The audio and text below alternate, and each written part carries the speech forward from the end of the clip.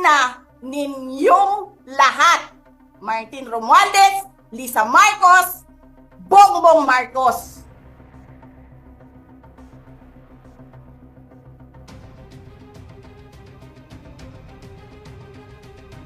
Ginigit-git nyo yung mga tao ko dyan sa envelope na yan. Lisa Marcos, naalala mo? Nagpadala ka sa akin ng video? Sinabihan mo ako saan kukunin ang pera. Pinakita mo ang muka ng tao doon sa video message mo. Hi! This is she's been working with us for the longest time. We trust her. You sent me written instructions about money.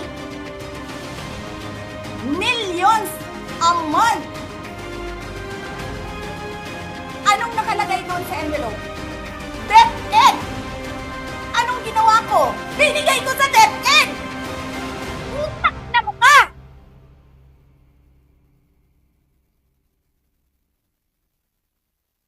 Wala ka ngang posisyon sa gobyerno, namimigay ka ng pera ng gobyerno eh!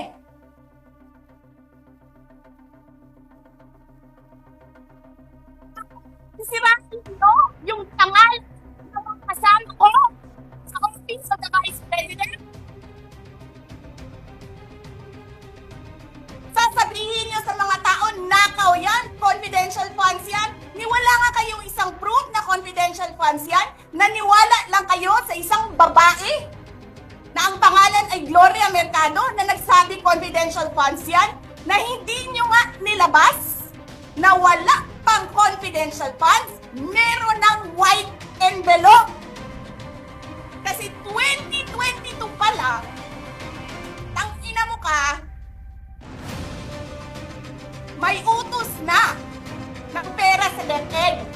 Presidente ka, may speaker ka na involved sa bribery ng Supreme Court justices.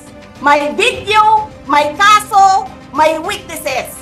Hindi mo tinanggal yung speaker mo. Pinabayaan mo siya abusuhin ang pera ng bayan. Paikot-ikot sa buong bansa, namimigay ng pera na para bang kanya yung pera. Eh di ba nga, lagi niyo sinasabi separation of powers? Anong trabaho ng legislative branch? Gumawa ng batas. Anong ginagawa ni Martin Romualdez? Nagdidirect ng DSWD, namimigay ng ayuda, nagsasabi kung anong bibigay, anong ibibigay, anong gagawin, sino ba ang presidente dito? Alam nyo, alam namin, mali ang ginagawa ninyo. Sinabihan ko lang mga kasama ko sa Office of the Vice President, pasensya na, sumunod na lang tayo para matapos na sila. Tapos ganito ang gagawin ninyo, alam namin, walang contemptuous doon sa ginawa ni Yusek Lopez. Wala. Lahat ng tanong, sinagot niya, pumunta siya, maayos siya kumausap, and then sasabihin ninyo sa amin, bakit kami susulat sa COA? Bakit hindi kami susulat sa COA? Hindi tapos ang appeal namin, hindi tapos ang audit namin. Tapos, buhaghag na ninyo tihaktanan ang disubmit namo sa COA? Tama ba yun?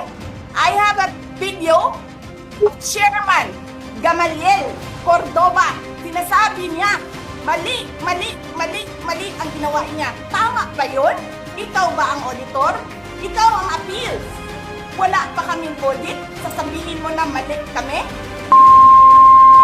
Hindi pa kayo nakakita ng kalaban na tulad ko.